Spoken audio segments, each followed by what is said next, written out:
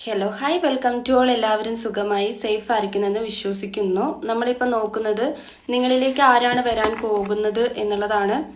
ഇതൊരു pile reading ആണ്. ഞാനിവിടെ 2 കാർഡ്സ് എടുത്തിട്ടുണ്ട്, ടാരോട്ട് കാർഡ്സ്. ഇത് ഗ്രൂപ്പ് നമ്പർ 1ഉം ഇത് ഗ്രൂപ്പ് നമ്പർ 2 ആണ്. ഒന്ന് മെഡിറ്റേറ്റ് ചെയ്ത് ബ്രീത്ത് ഔട്ടൊക്കെ ചെയ്തിട്ട് നിങ്ങൾക്ക് ഇഷ്ടമുള്ള അല്ലെങ്കിൽ നിങ്ങൾക്ക് അട്രാക്റ്റ് ആവുന്ന ഒരു കാർഡ് സെലക്ട് ചെയ്യുക. ഓക്കെ, ഇത് ഗ്രൂപ്പ് നമ്പർ 1, ഇത് group number 2.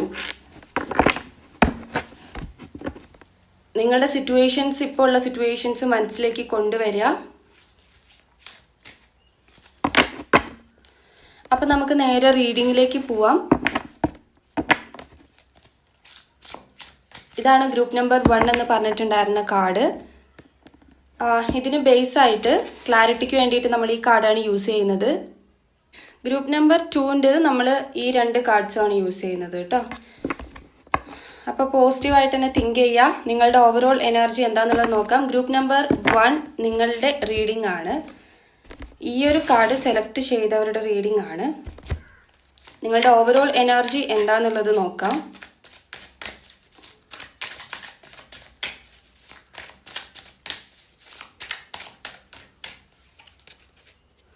Page of swords വന്നിട്ടുണ്ട്. ആരാണ് നിങ്ങളിലേക്ക് വരാൻ പോകുന്നത് എന്നുള്ളതാണ് നമ്മളുടെ ടോപ്പിക്ക്. സോ നിങ്ങളുടെ ഓവറോൾ എനർജി. ചാരിയറ്റ് വന്നിട്ടുണ്ട്.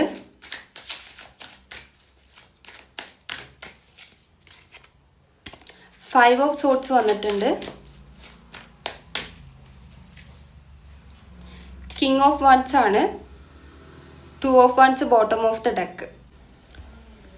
ഇവിടെ ബോട്ടം ഓഫ് ദ ഡെക്ക് വരുന്ന സമയത്ത് നിങ്ങളുടെ ഗ്രൂപ്പ് നമ്പർ 1 നിങ്ങളുടെ എനർജിയിൽ കറൻ്റ്ലി നിങ്ങൾ വെയിറ്റ് ചെയ്ത് നിൽക്കുന്ന ഒരു എനർജിയാണ്.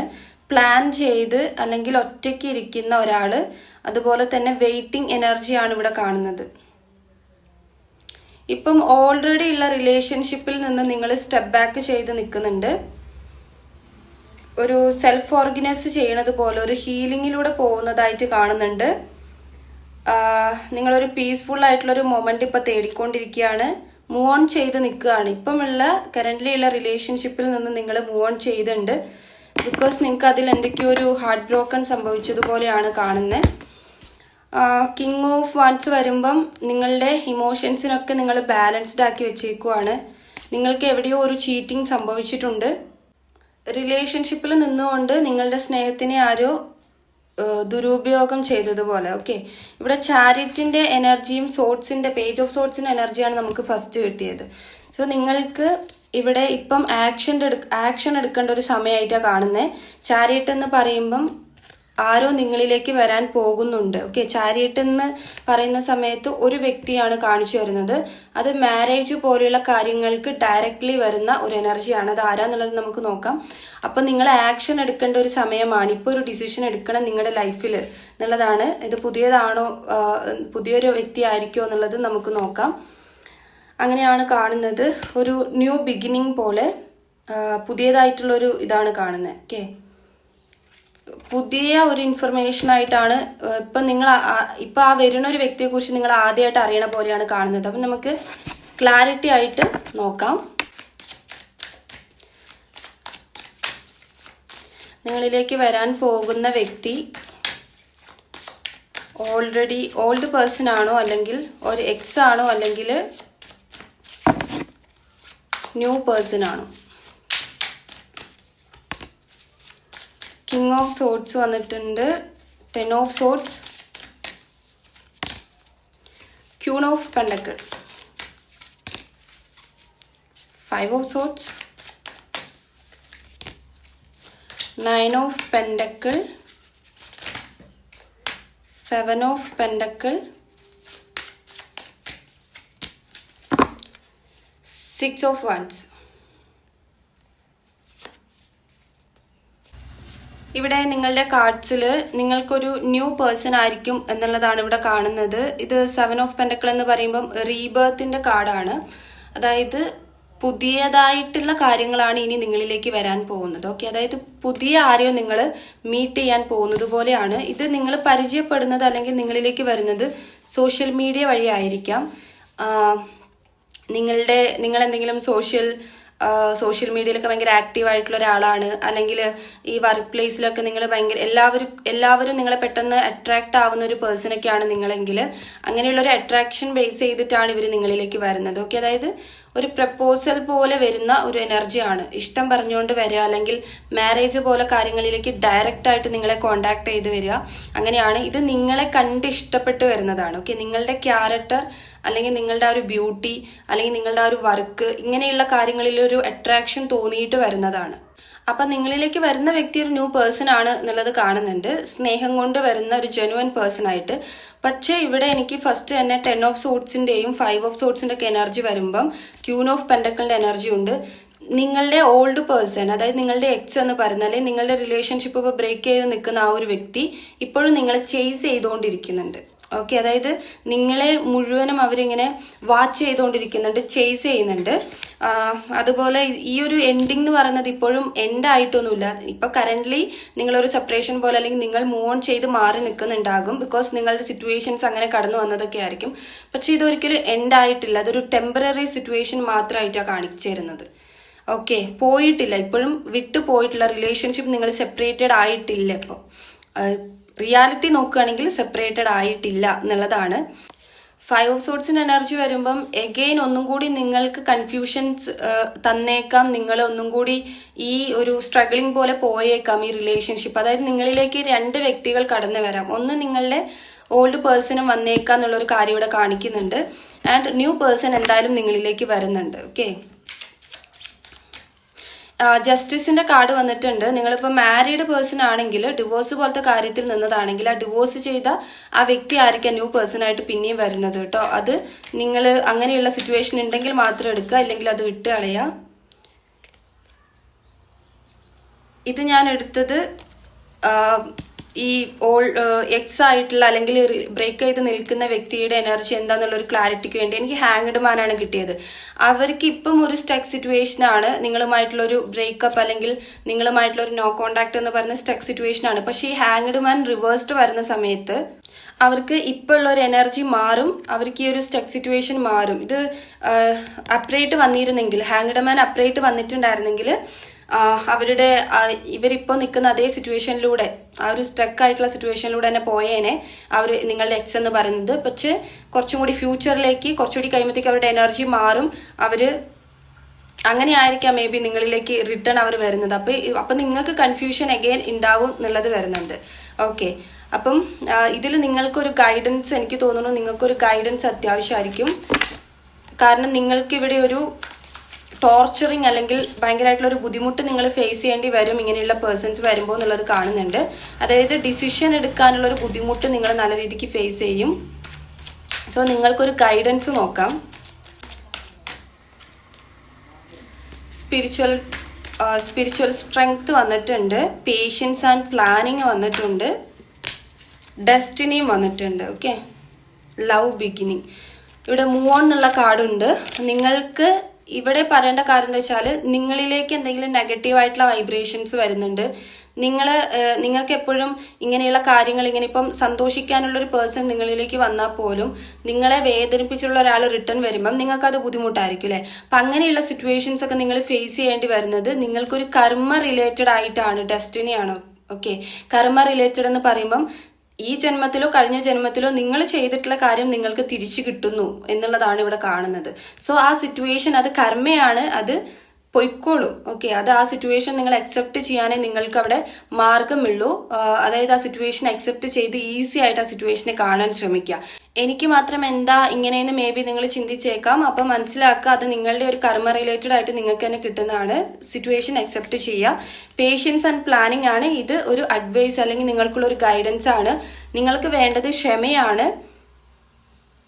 പയ്യെ ഇരുന്ന് ആലോചിച്ച് ഡിസിഷൻസ് എടുക്കുക. പെട്ടെന്ന് തന്നെ ഇങ്ങനെ ഡിസിഷൻസ് ഒന്നും എടുക്കണ്ട, വെയിറ്റ് ചെയ്യുക.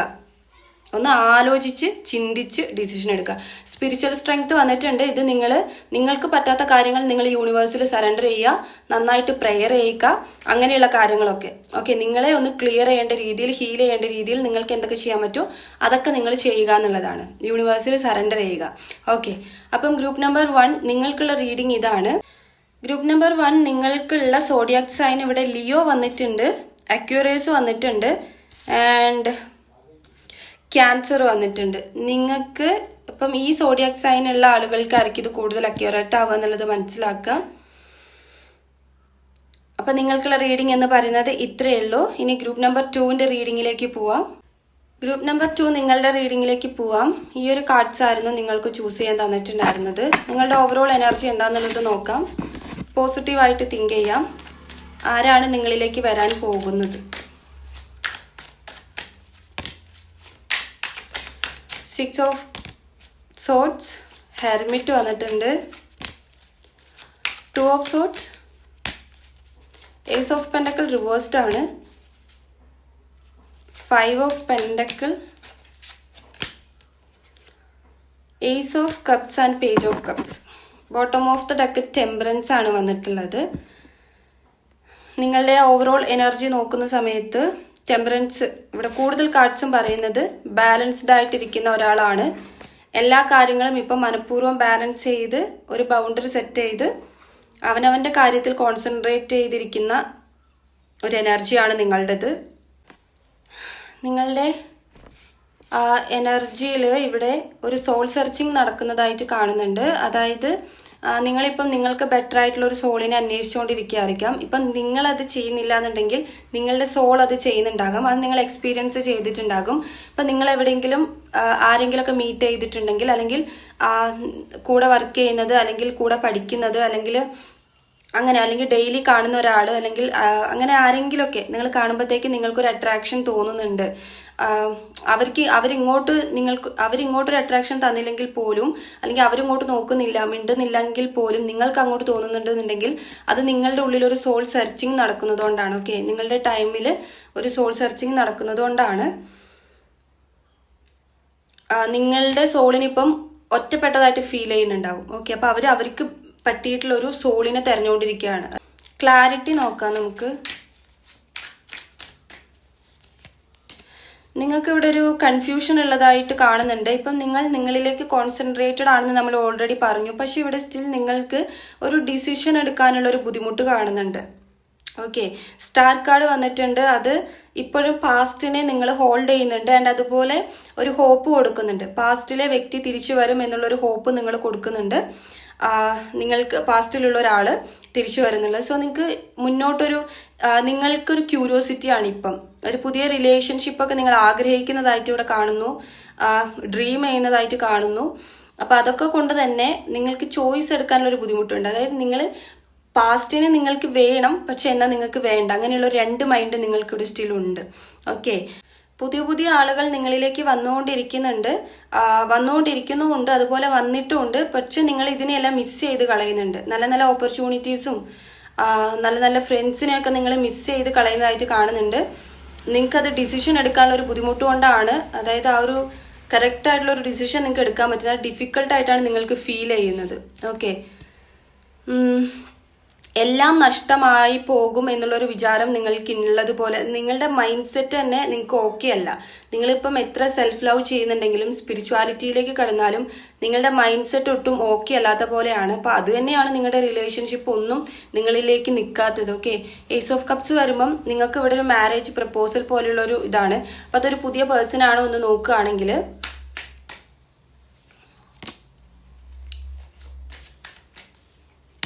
കിങ് ഓഫ് സോർട്സും 8 ഓഫ് പെൻഡക്കിളും ആണ് വന്നിട്ടുള്ളത്. അപ്പം നിങ്ങളിവിടെ ഓൾഡ് പേഴ്സണ് നിങ്ങളൊരു ഹോപ്പ് കൊടുക്കുന്നതായിട്ട് കണ്ടിട്ടുണ്ടായിരുന്നു.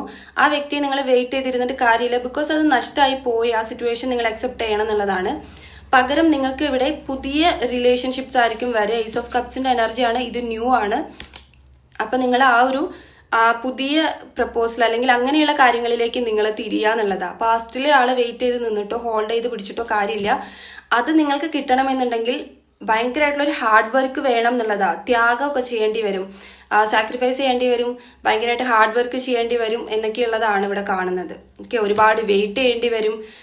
അപ്പോൾ ആ ഒരു എനർജീനേക്കാൾ ബെറ്റർ എന്ന് പറയുന്നത്, നിങ്ങൾക്ക് ബെറ്റർ ഓപ്ഷൻ ഏതാണോ, നിങ്ങൾക്ക് ബെറ്റർ എന്ന് പറയുന്നത് പാസ്റ്റിലുള്ളതിനേക്കാൾ ബെറ്റർ ആയിട്ട് വരുമ്പം അതിനെ സ്വീകരിക്കുക. നിങ്ങൾക്ക് ഇവിടെ ഒരു സ്ട്രെങ്ത് കാർഡിന്റെ എനർജി വന്നിട്ടുണ്ട്. ഇത് റിവേഴ്സ്ഡ് ആണ് വന്നിട്ടുള്ളത്. ഇത് ഗൈഡൻസ് ആയിട്ട് എടുക്കുക.